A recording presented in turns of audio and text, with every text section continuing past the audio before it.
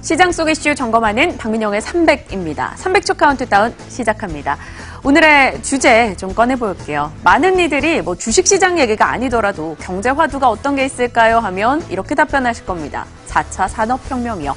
4차 산업혁명은 기존의 산업에 IT 기술이 융합되면서 생산성과 효율성이 증대되는 것을 뜻합니다. 우리가 대표적으로 생각하는 건 스마트 팩토리, 자율주행차 혹은 클라우드 컴퓨팅 등이 되겠죠.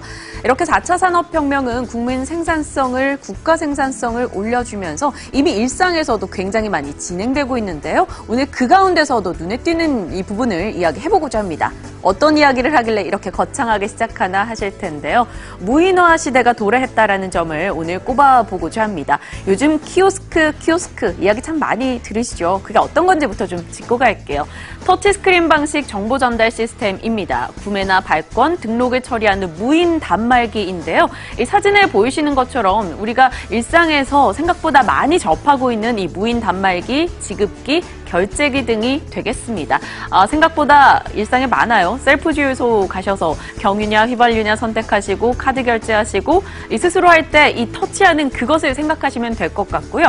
또 동사무소 무인 우리 등본 뗄 때 무인 발급기 이런 것들 쉽게 생각하시면 조금 더 키오스크가 우리의 일상에 많이 와 있다는 것을 느끼실 것 같습니다.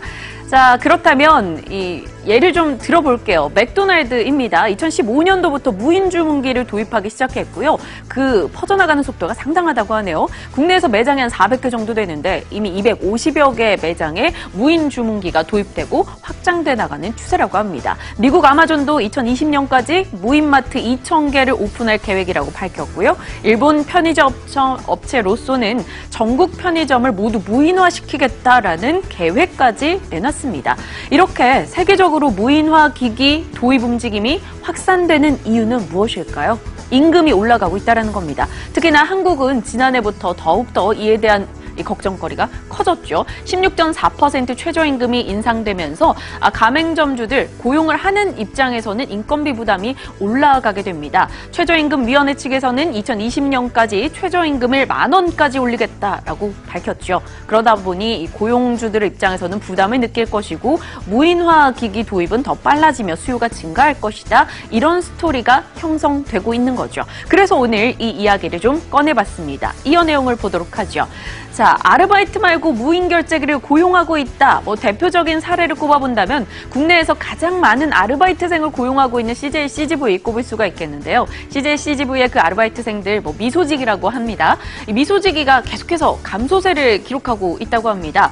CJ CGV가 연간 들어가는 미소직이 인건비가 약 700억 원 정도 된다고 하는데 최저임금위원회 이야기대로 최저임금이 10,000원까지 올라가게 된다면 인건비가 400억 정도 추가로 더 들어간다고 해요. 부담이 될 수밖에 없겠죠. CJ CGV의 연간 영업이익이 한 600억 정도 되는 것을 감안했을 때 상당한 부담인 겁니다. 그러다 보니 CJ CGV 측에서도 무인 결제기를 적극적으로 도입을 하고 있는데요. 이 무인 결제기를 한 달에 관리하는 데 들어가는 돈이 10에서 15만 원, 그리고 미소직이를 한 명 고용해서 들어가는 한 달 돈이 약 300만 원 정도. 그러니 무인 결제기를 쓰는 사례가 더 늘어날 수밖에 없다라는 겁니다. 그렇다면 이렇게 무인 결제기가 확산돼가는 과정 속에서 키오스크 움직임이 퍼져나가는 과정 속에서 주목할 만한 업체는 한국전자금융이다라고 많이들 이야기를 합니다.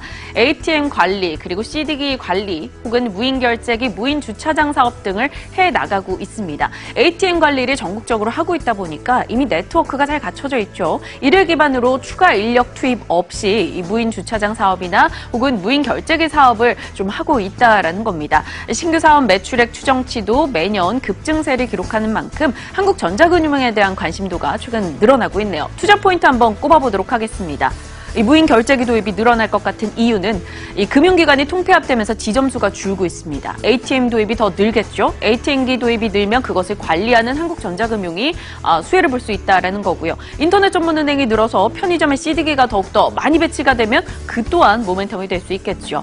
그리고 요즘 땅을 가진 이들, 건물을 가진 이들이 공실 부담 때문에 임대를 주기보다는 주차장 사업을 많이 한다고 합니다. 그러면 그걸 또 무인 주차장 사업을 관리하는 업체가 있겠죠. 한국전자금융이 하고 있습니다. 이 때문에 관련한 키오스크 매출이 급증할 것이다라는 기대감이 늘고 있는 거고요.